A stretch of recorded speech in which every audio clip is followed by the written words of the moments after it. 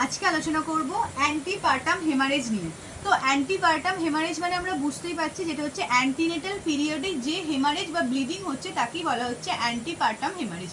তো 28 সপ্তাহের পরে অর্থাৎ 28 সপ্তাহ প্রেগনেন্সির পর যদি ভ্যাজাইনা বা সার্ভিক্স থেকে বা জেনিটাল অর্গানের ভিতরে বা বাইরে কোনো রকম কোনো ব্লিডিং হয় তাকে বলা হচ্ছে অ্যান্টিপার্টাম হেমারেজ। এবার এই অ্যান্টিপার্টাম হেমারেজের তিনটে কজ বা বলতে পারো তিনটে কারণে এই ব্লিডিংটা হতে পারে। একটা হচ্ছে প্লাজেন্টাল ক্লট, একটা হচ্ছে আনএক্সপ্লেইনড, আর একটা হচ্ছে এক্সট্রা প্লাজেন্টাল। তো অ্যান্টিপার্টাম হেমারেজ, প্লাজেন্টাল ক্লজ, আনএক্সপ্লেইনড, আর একটা হচ্ছে এক্সট্রা প্লাজেন্টাল। এবার প্লাজেন্টাল ক্লজের মধ্যে হচ্ছে দুটো, একটা হচ্ছে অ্যাব্রাপসিও প্লাজেন্টা আর একটা হচ্ছে প্লাজেন্টা প্রিভিয়া। যে কোনো রকম কম্পিটিটিভ এক্সাম থেকে শুরু করে আমাদের থার্ড ইয়ারের যে পরীক্ষাতেও এই দুটো হচ্ছে ভীষণ ভীষণ ইম্পর্টেন্ট। সেটা কি? অ্যাব্রাপসিও প্লাজেন্টা আর হচ্ছে প্লাজেন্টা প্রিভিয়া। অ্যাব্রাপসিও প্লাজেন্টাতে কি হয়? পেনফুল ব্লিডিং হয়, যেখানে হচ্ছে প্লাজেন্টা ইউটেরাস থেকে সেপারেট হয়ে যায় কোনো আঘাত বা কোনো কিছুতে, তাকে বলা হচ্ছে অ্যাব্রাপসিও প্লাজেন্টা। আর প্লাজেন্টা প্রিভিয়া কি হচ্ছে? একটা পেনলেস ভ্যাজাইনাল ব্লিডিং হয়।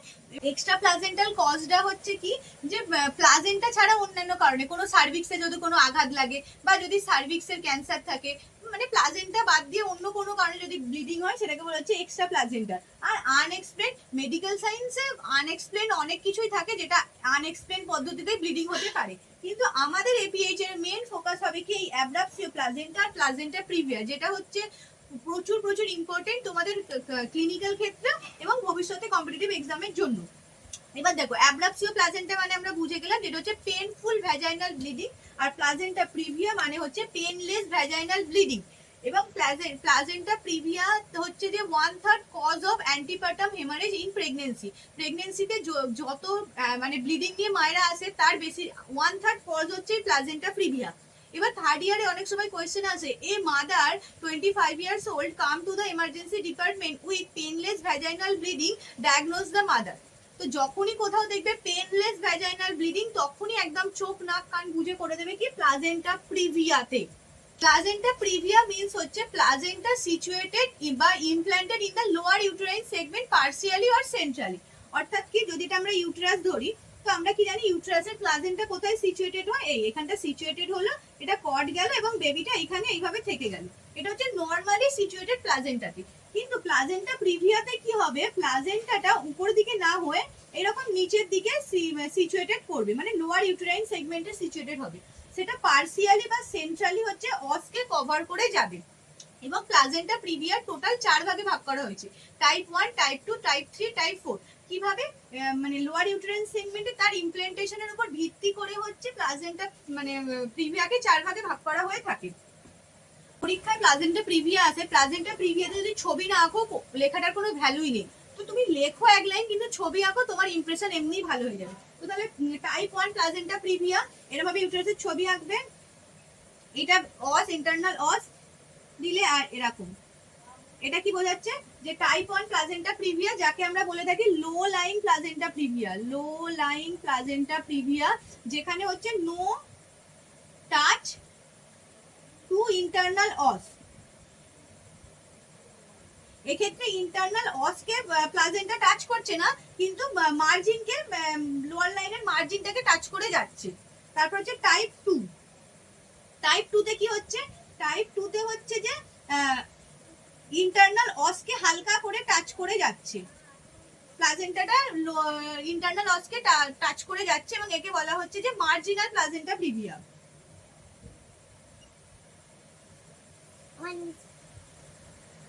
মার্জিনাল প্লাজেন্টা প্রিভিয়া টাইপ 2 টা হচ্ছে তাহলে কি মার্জিনাল প্লাজেন্টা প্রিভিয়া, এবং এখানে ইন্টারনাল অসকে টাচ করছে শুধুমাত্র।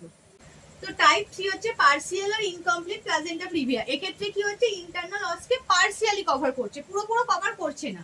টাইপ 4, টাইপ 4 হচ্ছে পুরো central placenta praevia, central or complete.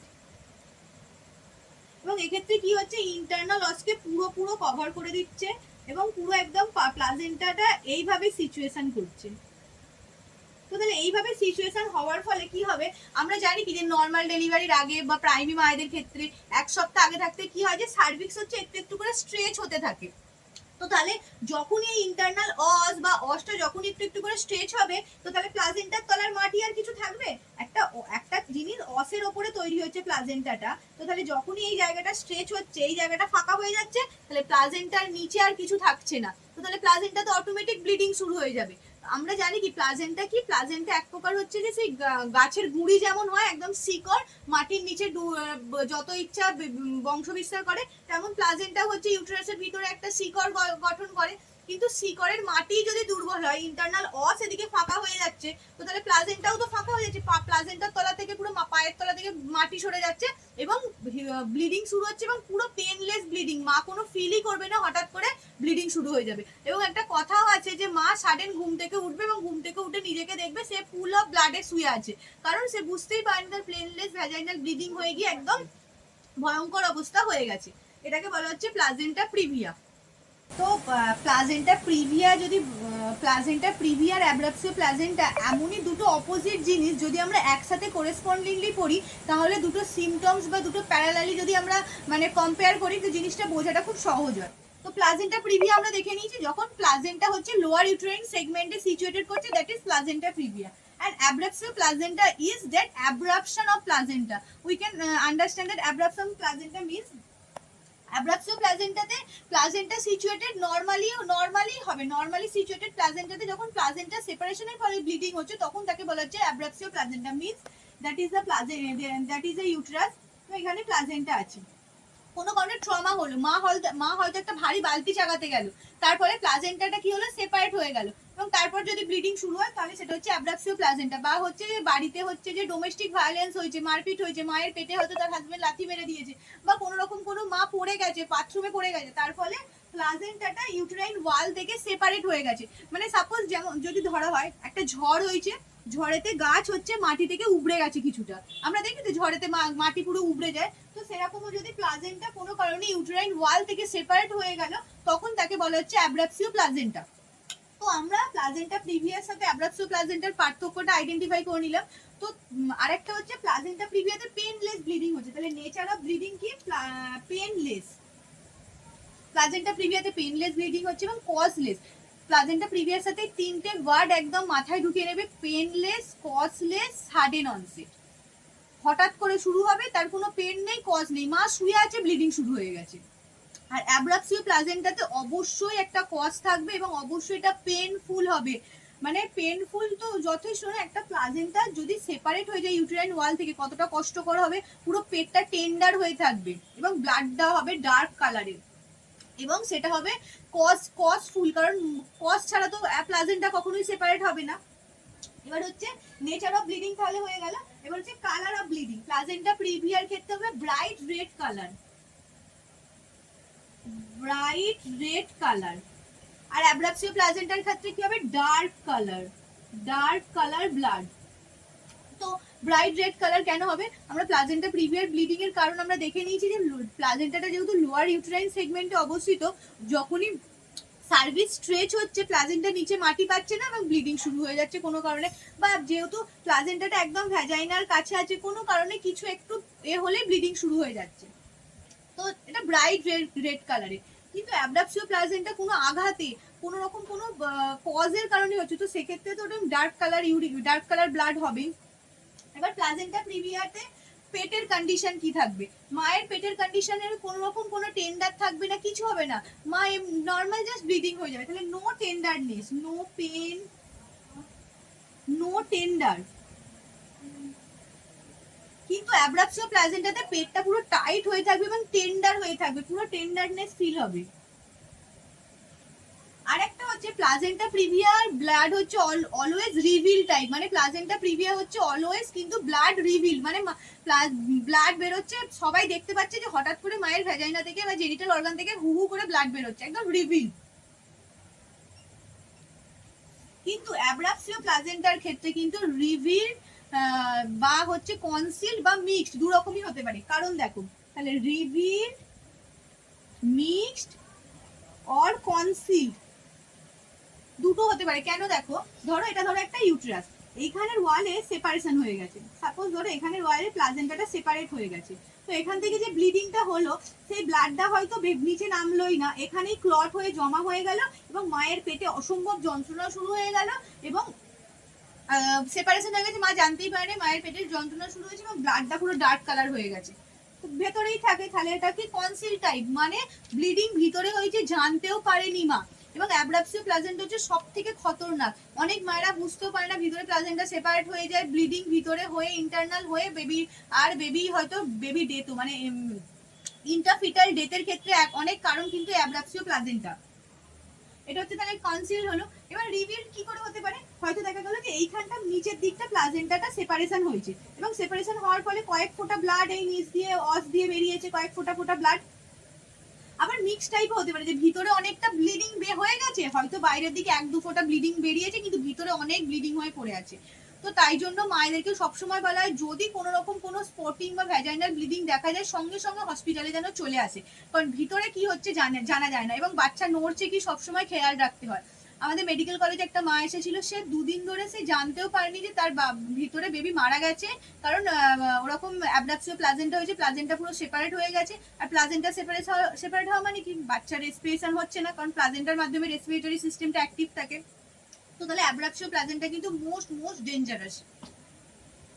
তাহলে কনসিল রিভিল টাইপ হলো, রেড ব্লেড কালার হলো, এবং হচ্ছে হার্ট রেট প্রেজেন্ট। প্লাজেন্টা প্রিভিয়াতে কিন্তু ফিটাল হার্ট রেট মোটামুটি প্রেজেন্ট থাকে, কিন্তু অ্যাব্রাপসিও প্লাজেন্টাতে কিন্তু ফিটাল হার্ট রেট অ্যাবসেন্ট থাকে এবং বেশিরভাগ ক্ষেত্রে কি হয় যে ফিটাল হার্ট রেট পাওয়া যায় না এবং ফিটাল ডিস্ট্রেসও শুরু হয়ে যেতে পারে।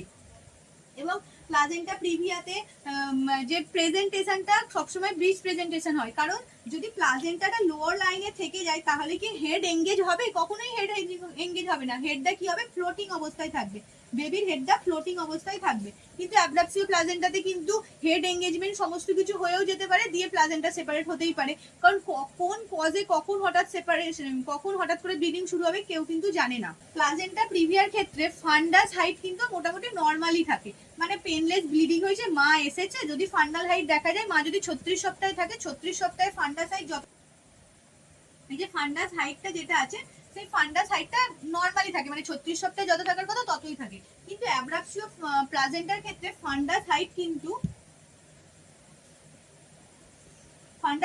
বেশি থাকে। কেন? ওই যে ভিতরে ব্লিডিং হয়ে কখনো কখনো ব্লিডিং হয়ে তো ভিতরটা বড় হয়ে যাচ্ছে, মানে যদি আমার এখানে প্লাজেন্টা সেপারেট হয়ে জায়গাটা ব্লাড জমে যায় তাহলে তো এটা ইউটেরাসটা বড়ও হয়ে যাবে এবং এখানটা পুরো টেন্ডার হয়ে থাকবে। তাহলে পেটে যদি হাত দেওয়া যায় বা যদি ফান্ডাল এক্সামিনেশন করা হয় দেখা যাবে পেট পুরো টাইট হয়ে আছে, টেন্ডার হয়ে আছে, কিন্তু প্লাজেন্টা প্রিভিয়ার ক্ষেত্রে কিন্তু ফান্ডাস একদম সফট আছে, কোনো রকম কোনো প্রবলেম নেই। আর একটা হচ্ছে প্লাজেন্টা প্রিভিয়ার ক্ষেত্রে কোনটা ইন্ডিকেশন হচ্ছে ভ্যাজাইনাল এক্সামিনেশন।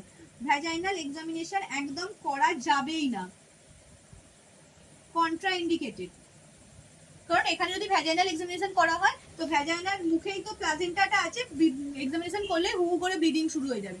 কিন্তু অ্যাব্রাপসিও প্লাজেন্টার ক্ষেত্রে ভ্যাজাইনাল এক্সামিনেশন কিন্তু কন্ট্রাইন্ডিকেটেড নয়। তো তাহলে এবার আশা করছি তোমরা বুঝতে পেরেছো যে প্লাজেন্টা প্রিভিয়ার সাথে অ্যাব্রাপসিও প্লাজেন্টার পার্থক্য কি। তো তোমরা যদি এখন থেকে এই জিনিসগুলোর বেসগুলো জিনিসটা আইডেন্টিফাই করতে পারো তো পরীক্ষার হলেও আরামসে লিখতে পারবে, কারণ জিনিসটার জিসটা বোঝাটাই হচ্ছে মেন টপিক। তো এখনো পর্যন্ত আমরা মোটামুটি তাহলে প্লাজেন্টা প্রিভিয়া, অ্যাব্রাপসিও প্লাজেন্টা কাকে বলে, তাদের ক্লিনিক্যাল সিমটমস কি হয় বা তাদের কারণ কি সেগুলো জেনে নিলাম। এবার হচ্ছে ম্যানেজমেন্ট। এই প্লাজেন্টা প্রিভিয়া বা অ্যাব্রাপসিও প্লাজেন্টার ক্ষেত্রে যে ম্যানেজমেন্টটা, যে তৎক্ষণাৎ হচ্ছে হসপিটালাইজ করতে হবে, কোনো রকম কোনো টাইম ওয়েস্ট না করে মাকে সঙ্গে সঙ্গে হসপিটালাইজ করতে হবে এবং হসপিটালে সঙ্গে সঙ্গে মাকে অ্যাডমিশন করিয়ে নিতে হবে। কারণ যদি পেনলেস ভ্যাজাইনাল ব্লিডিং অর্থাৎ প্লাজেন্টা প্রিভিয়াও হয়, হয়তো সেই মুহূর্তে ব্লিডিং বন্ধ হয়ে গেল, কিন্তু এটা হচ্ছে সাডেন অনসেট এবং আবার রিকারেন্ট আবার হতে পারে, তাহলে কখন আবার ব্লিডিং শুরু হয়ে যাবে কেউ জানে না। তো তাহলে প্লাজেন্টা প্রিভিয়া হচ্ছে রিকারেন্ট, মানে ও আবার হতে পারে, তাহলে কখন শুরু হবে জানি না, তাই সেই মুহূর্তে সঙ্গে সঙ্গে হচ্ছে অ্যাডমিশন নিয়ে নিতে হবে। প্লাজেন্টা প্রিভিয়ার এবার অ্যাব্রাপসিও প্লাজেন্টার ক্ষেত্রে ম্যানেজমেন্টে একটা ভ্যারি হয়েছে যে মায়ের corresponding to the gestational week, মানে মায়ের কোন জেস্টেশনাল উইক চলছে তার উপর ভিত্তি করে তো সিজারিয়ান সেকশন করা হবে। যদি মা একটা পেনলেস ভ্যাজাইনাল ব্লিডিং নিয়ে এসেছে, মা 38 সপ্তাহে আছে, ফিটাল হার্ট সাউন্ড নর্মাল আছে, বেবি মোটামুটি ঠিক আছে, সমস্ত কিছু ঠিক আছে, তো তাহলে সেই মুহূর্তে আমরা সিজারিয়ান সেকশন করতেই পারি, কিন্তু মা 29 সপ্তাহে এসেছে বা মা 30 সপ্তাহে এসেছে, তো সেই সময় কি ম্যানেজমেন্ট করব বা কিভাবে মাকে পুরো বেড রেস্ট দিয়ে কিছুদিন অপেক্ষা করে ডেলিভারি করানো হবে, সেটা কিন্তু মেন ফ্যাক্টর, যে corresponding with the gestational age, baby condition, maternal condition, everything.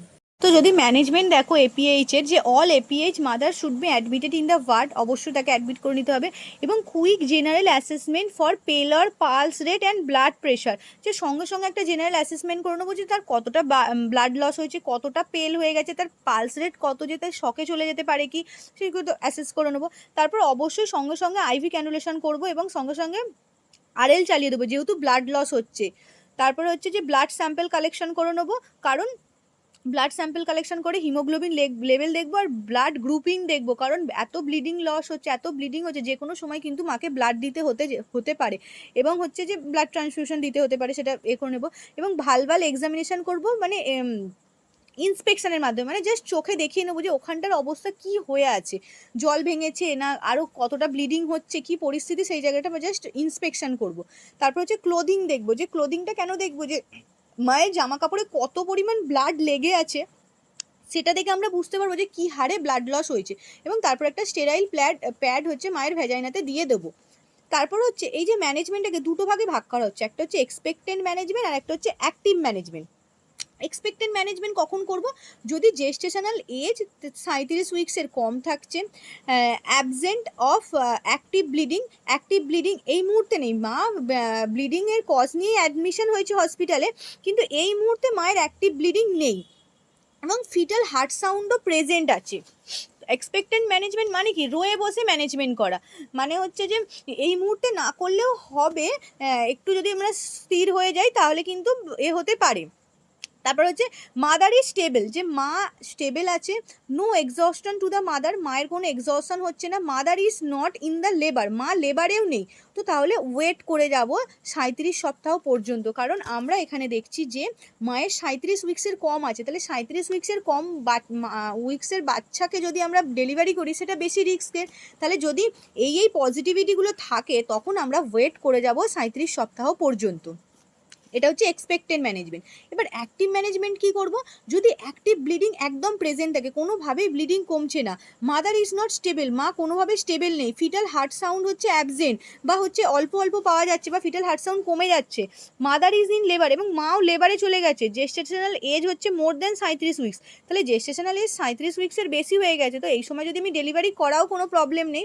আর হচ্ছে steroid therapy if mother is in 34 weeks, steroid therapy হচ্ছে যে ডেক্সামিথাজোন দিয়ে হচ্ছে মায়েদের স্টেরয়েড থেরাপি দেওয়া হয়, এবং যেটার ক্ষেত্রে কি হয়, লাংস ম্যাচুরেশন হয়, স্টেরয়েড থেরাপির মধ্যে ডেক্সামিথাজোন দিয়ে বাচ্চার লাংস ম্যাচুরেশন হয়। কখন করবো, যদি এমনই পরিস্থিতি হয় অ্যাক্টিভ ম্যানেজমেন্ট করতে হচ্ছে এবং মায়ের সবে 34 সপ্তাহ চলছে কিন্তু কিছু করার নেই, অবস্থা খুব খারাপ, সেই মুহূর্তে ডেলিভারি না করলে মা বাচ্চা দুজনেই মারা যাবে, তখন হচ্ছে ডেক্সামিথাজোন দিয়ে আমরা কি করব, স্টেরয়েড থেরাপি দিয়ে বাচ্চার লাং ম্যাচুরেশন করে সেই মুহূর্তে ডেলিভারি করে নিতে হবে। তো আল্ট্রাসোনোগ্রাফি ইমেজিং করব, বলছে placental edge 2.3 cm away from the internal os থেকে 2 সেমি অ্যাওয়েতে আছে, তাহলে কি করব, trial for vaginal bleeding is plan, internal examination in OT, ARM early rupture of membrane with